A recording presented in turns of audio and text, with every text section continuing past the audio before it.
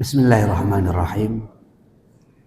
Assalamualaikum warahmatullahi wabarakatuh. Alhamdulillah, wassalatu wassalamu ala rasulillah wa ala alihi wa sahbihi wa mawalah. Setengah jam lagi ya, jangan digigit dulu, sabar ya.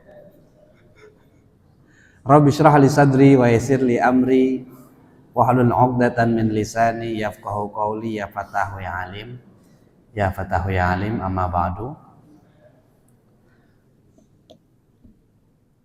A'udzu billahi minasyaitonir rajim. Bismillahirrahmanirrahim. Wasari'u ila maghfiratin min rabbikum wa jannatin 'arduhas samawati wal ard u'iddat lil muttaqin alladzina yunfiquna fis sarra'i wad dharra'i wal kadhiminal ghaidh wal 'afina 'anil nas wallahu yuhibbul muhsinin walladzina idza fa'alu fahishatan aw zalamu anfusahum Zakarullaha fastaghfaru lidunubihim wa may yaghfiru dzunuba illallah wa lam yusirru ala ma fa'alu wa hum ya'lamun.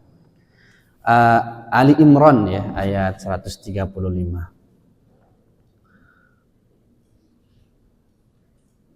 Nabi Muhammad sallallahu alaihi wasallam adalah satu-satunya manusia yang maksum, ya, yang terjaga, ya, yang terjaga, yang diampuni dosa-dosanya. Tapi di balik itu semua, Nabi Muhammad tetap memohon ampun dan bertobat dalam sehari itu minimal 70 kali. Wallahi la astaghfirullah wa atubu ilaih aksar min sab'ina marrah. Ada yang bilang 70 kali, ada yang bilang 100 kali.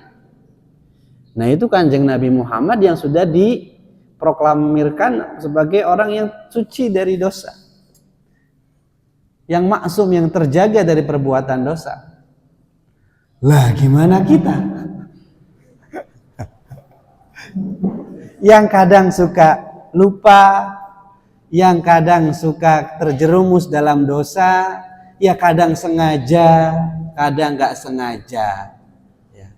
Kadang kegoda syekhoni itu ya, syekhonir rajim. Kadang ya ujug-ujug ya memang hawa nafsu yang itu, yang ikut main. Jadi ujug-ujug berbuat dosa. Saat kita juga kan tapi kan kita tiap habis sholat istighfar, betul sekali. Kita tiap habis sholat istighfar, habis taraweh istighfar. Kapan lagi? Bahkan antum sebenarnya ini selalu dipuji dalam Al-Quran. Kalau malam tuh, kalau waktu sahur tuh istighfar banyak kan. Wabil ashari hum yastaghfirun. Wal mustaghfirina bil ashar. Jadi orang-orang yang beristighfar, yang memohon ampun. Jadi istighfar tuh gini, astagfirullah, bukan gini, bukan. Ya kalau ini mau main itu ya, begadangnya bukan main wirid, pusreng dan lain sebagainya. Ya. Bergadangnya untuk beristighfar, itu akan dikenang. Kita termasuk khitab dalam firman Allah Subhanahu wa taala, wabil ashari hum yastaghfirun. Nah ini, jadi kita akan ngobrol, Ustaz akan sharing bareng di sini ya mengenai istighfar. Jalan kembali kepada Allah. Kadang kan suka lupa, kadang suka kelewat batas, kadang suka main terabas saja gitu ya. Nah, kita perlu kembali lagi kepada Allah Subhanahu wa taala, mengingatkan bahwa kita ini hamba Allah Subhanahu wa taala. kita ini bukan siapa-siapa tanpa Allah Subhanahu wa Ta'ala. Ya. Sekarang pun di Ramadan kan masuk fase kedua ya. Kalau fase kedua itu apa sih? Maghfirah. Syahrun awwaluhu rahmah wa awsatuhu maghfirah wa akhiruhu itqun minan nar. Ya semoga kita semua dirahmati Allah Subhanahu wa Ta'ala, mendapat rahmat Allah Subhanahu wa Ta'ala. Husnuzan aja ya, sudah dapat ya. Saking rahmatnya kan ada yang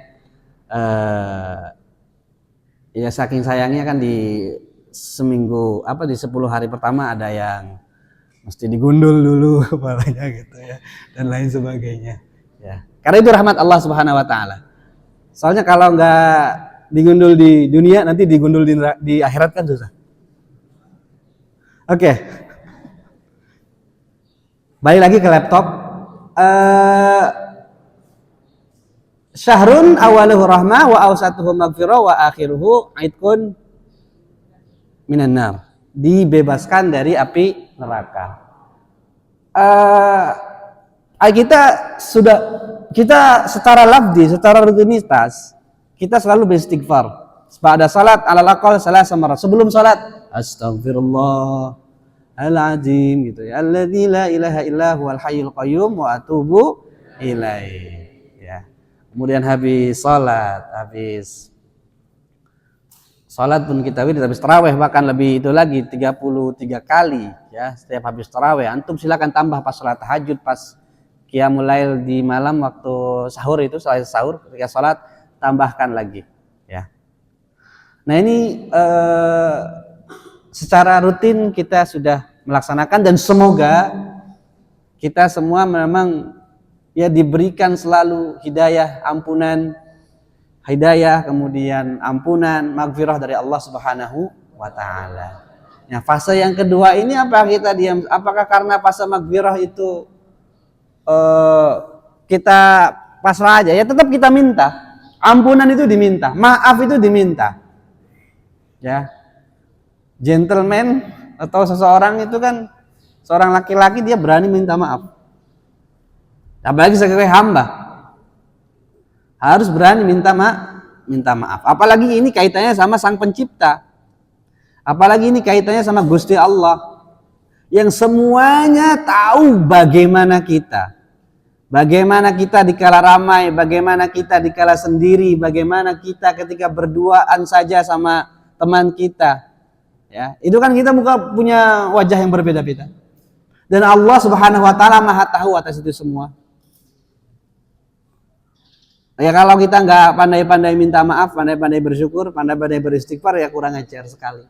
Apalagi di Ramadan ini kita kan lebih peka, menjadi sosok yang lebih jeli lagi gitu ya, lebih sensitif lagi, sensitif dalam konteks empati dan simpati ya. Jadi kita lebih gampang merasa gitu. Mana yang memang berasal dari setan, mana yang berasal dari hawa nafsu, mana yang memang berasal dari murni keinginan kita.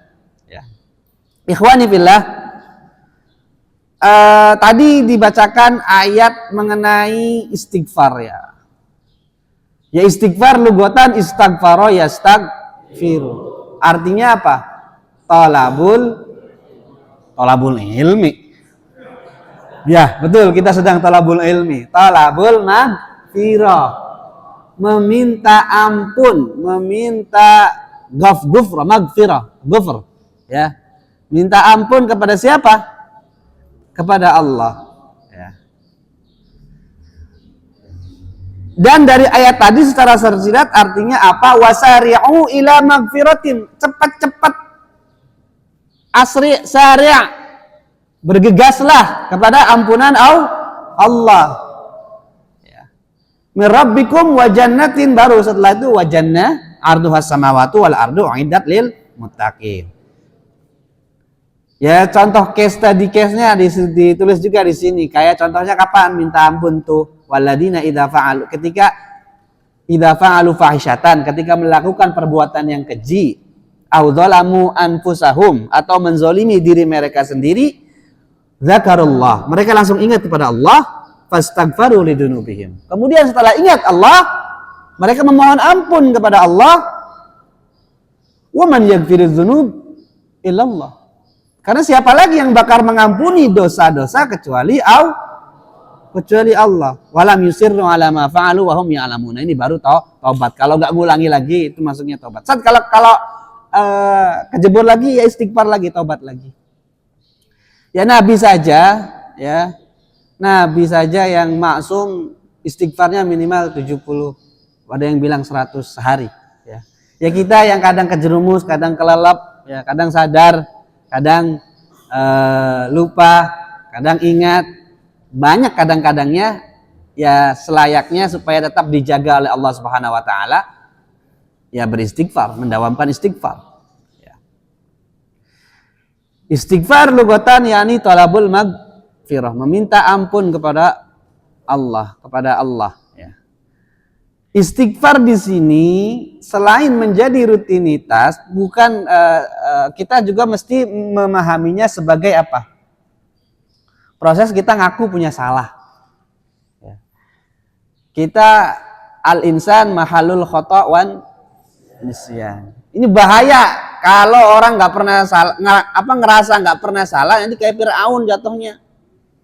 Ya. Udah dikoreksi, udah di sini, tapi karena di itu nggak pernah ngerasa nggak pernah salah, nauzubillah. Ya. Nah ini istighfar juga kita belajar ngakui kesalahan. Ya kalau dalam konteks sosial sama manusia ya kita juga ada bahasanya minta maaf, astaghfikum. Kalau dalam konteks ubudiyah kepada Allah Subhanahu wa taala, ibadah secara makro, secara umum, kita mohon maafnya, mohon ampunnya ke Gusti Allah. Atas apa? Atas segala khilaf dan dosa. Istighfar bukan hanya sekedar ucapan, tetapi juga penyesalan. Nah, ini nyesel. Kalau astagfirullah sambil kayak gini kan nggak lucu. Astagfirullah gitu. Nah itu nggak kontekstual namanya. Orang ngomong astagfirullah tapi masih melihat yang haram misalkan. Ya astagfirullah itu. Nauzubillah. Ya.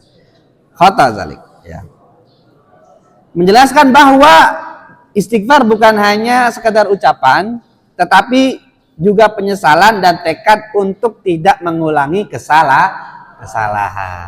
Astagfirullahalazim. Oke. Ini konsepnya ya. Ada kisah tukang roti itu loh yang ketemu sama Imam Ahmad Ibnu Hanbal. Suatu ketika Imam Ahmad Ibnu Hanbal itu berarti imam siapa?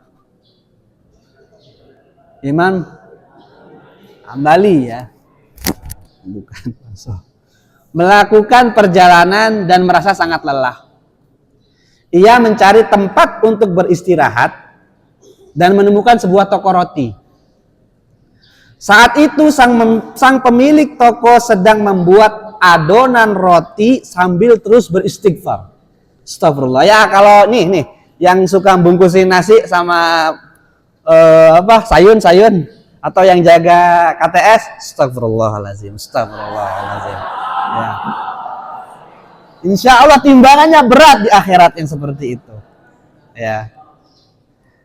Tadi ya menemukan sebuah toko roti. Saat itu sang pemilik toko sedang membuat adonan roti sambil terus beristighfar. Imam Ahmad kemudian memperhatikan hal tersebut dan bertanya. Imam Ahmad nanya, apa manfaat dari istighfarmu itu? Kemudian tukang roti menjawab, demi Allah, tidak ada doa yang aku panjatkan kecuali pasti dikabulkan oleh Allah Subhanahu wa taala, kecuali satu. Imam Ahmad bertanya, apa doa yang belum dikabulkannya itu? Kemudian tukang roti itu menjawab, aku memohon kepada Allah agar dipertemukan dengan Imam Ahmad Ibnu Hanbal. Mendengar hal itu, Imam Ahmad bertakbir, Allahu Akbar ya, dan berkata, Allah telah mengabulkan doamu. Demi Allah, aku adalah Ahmad Ibnu Hambal. Nah, ini kekuatan istighfar. Ini kalau nggak salah ada di filmnya juga ini. Di YouTube ada short itunya. Artinya kalau mau dicoba silakan. Misalkan Aladimas pengen ketemu siapa? Pengen ketemu siapa? Ya tapi bukan itu mah fadilahnya ya, itu keutamaan, ya itu bonus. Prinsipnya apa? Istighfar itu perintah. Wastaghfiru rabbakum innahu kana ghafara. Istighfar itu perintah, istighfar itu kebaikan, istighfar itu ibadah. Istighfar juga menjadikan diri kita lebih dekat kepada Allah Subhanahu wa taala.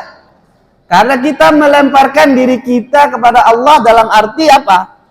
Kita nggak punya daya dan kuasa atas diri kita kecuali atas rahmat, maghfirah dan kasih sayang dari Allah Subhanahu wa taala. Ya. Nah, kita bukan siapa-siapa. Kemudian ada kisah lagi, suatu kisah Hasan Al-Basri dengan 3 orang yang ngadu yasku. Suatu hari 3 orang datang kepada Hasan Al-Basri untuk mengadukan masalah mereka. Orang pertama mengeluhkan tentang musim kemarau yang panjang. Orang yang kedua mengeluhkan tentang kemiskinan. Orang yang ketiga mengeluhkan tentang tidak memiliki keturunan. Kemudian Hasan Al-Basri memberikan jawaban yang sama kepada mereka itu. Apa? Beristighfarlah kepada Allah. Beristighfarlah kepada Allah. Orang-orang yang hadir di sana merasa heran dan bertanya, mengapa engkau memberikan jawaban yang sama kepada mereka semua? Yang satu kemarau, curhat. Yang satu gara-gara miskin. Yang satu gara-gara nggak punya anak. Tapi dikasih solusinya sama Imam Al-Basri apa? Suruh istighfar. Kemudian Hasan Al-Basri menjawab, aku tidak mengatakan hal itu dari diriku sendiri. Sesungguhnya Allah Subhanahu wa taala berfirman dalam Al-Qur'an, wa qultu istaghfiru rabbakum innahu kana ghaffara. Terus lanjutannya apa?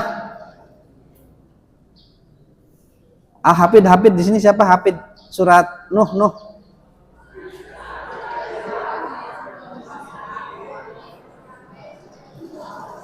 Siapa?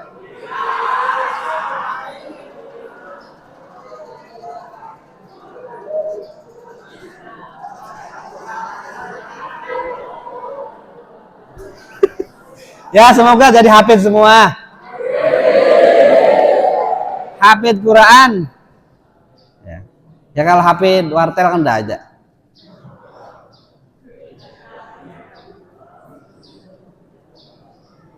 Ikhwani billah.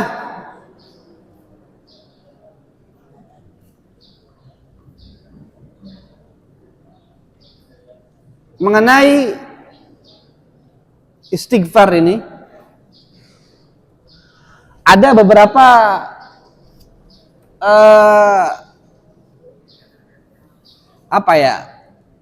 poin-poin yang mesti dibahas. Pertama,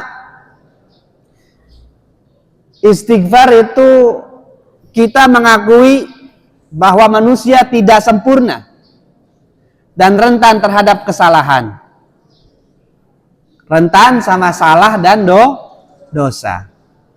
Istighfar adalah pengakuan akan keterbatasan manusia dan ketergantungan pada rahmat Allah Subhanahu wa taala. Manusia, kita menyadari bahwa manusia bukanlah makhluk yang sempurna dan selalu membutuhkan bantuan serta ampunan dari Allah Subhanahu wa taala.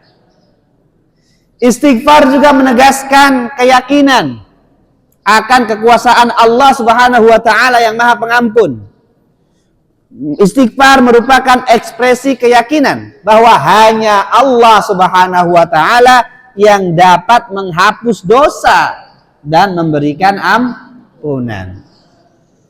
Kita juga yakin bahwa Allah Maha Pengasih dan Maha Penyayang. Istighfar juga bukan tentang hanya penghapus dosa, tapi lebih kepada Istighfar bukan hanya tentang menghapus dosa, tetapi juga tentang membersihkan jiwa dari noda-noda kesalahan. Antum kalau nulis ada kesalahan, antum tipek kan?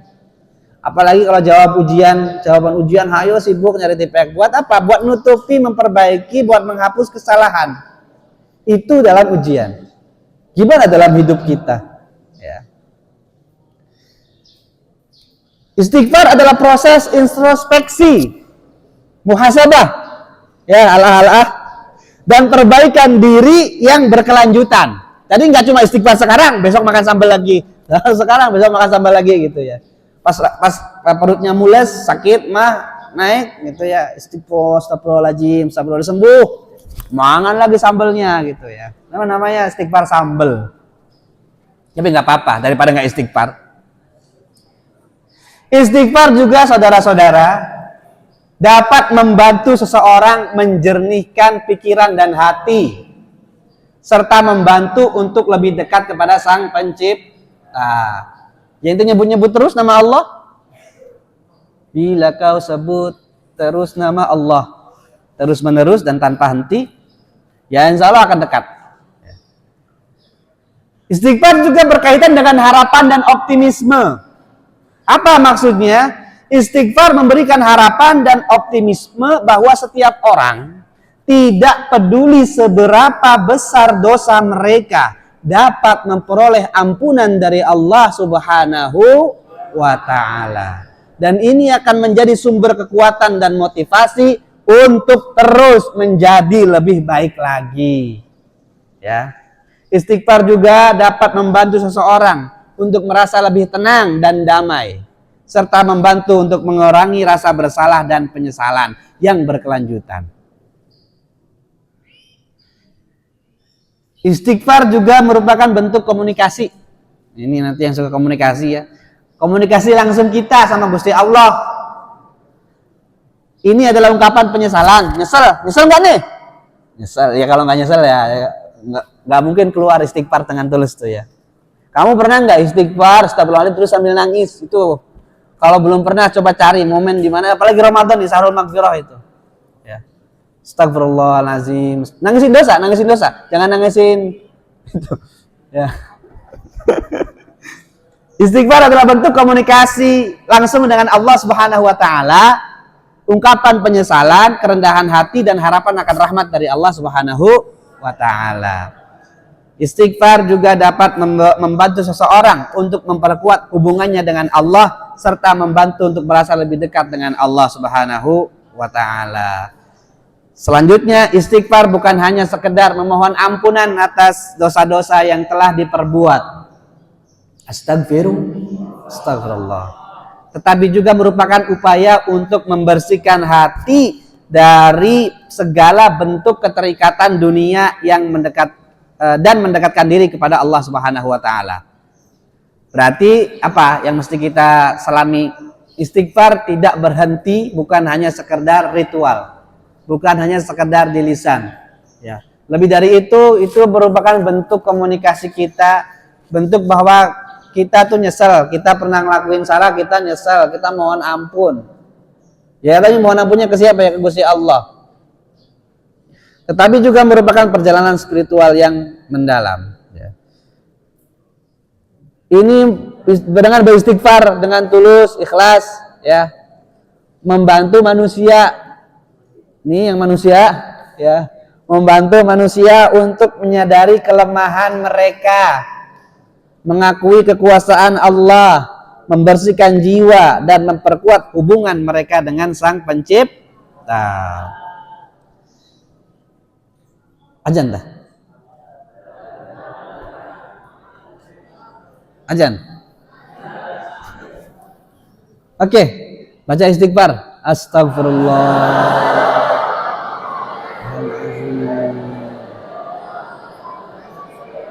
Ada bentuk-bentuknya ya, astagfirullahaladzim paling simpel. Ada astagfirullahaladzim yang tiap antum baca habis sholat sama sebelum sholat. Ada lagi yang versi Sayyidul Istighfar yang diajarkan oleh Nabi Muhammad SAW. Wa hadza afdal. Qalid ba'di Allahumma anta rabbi la ilaha illa anta